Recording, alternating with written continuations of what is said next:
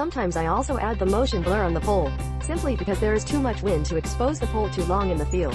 And the camera lenses move or tremble, which is a problem, especially in the case of large telephoto lenses and, as has already been said, leads to a blurred image. Stabilizing effects, such as the stabilizer, can help prevent unwanted lens movement before the motion blur effect is applied. In this comparison you can see that both techniques work well, but the long exposure time seems much more realistic. If you take a quick picture now, you will see a ghost effect, which means that everything that moves quickly will have a strong fading effect on the movement, as well as the light tracks and car headlights in the night noise. The advantage of using this effect during editing rather than taking long photos is that you can control the blur of the image and change it at any time if it does not produce the desired result.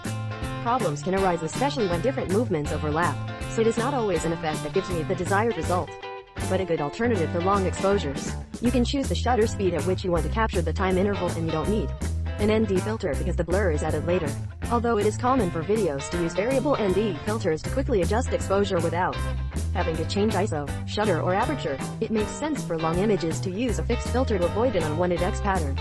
There are several ways to add motion blur, but I recommend using the time distortion effect in Adobe After Effects. With this effect, you can simply control motion speed and blur, but especially if you have a period with a long pause between images, a few seconds or even a few minutes, the things that were in one frame are no longer present in the next frame, which can lead to an unwanted effect. The images only give the impression that something is missing and is not smooth. The angle of the shutter can be adjusted manually to achieve the desired motion blur effect. When changing this type of time interval, it is especially important to use a scrolling plugin, because the light and exposure in each image will be slightly different, depending on the speed at which you want the movement to occur.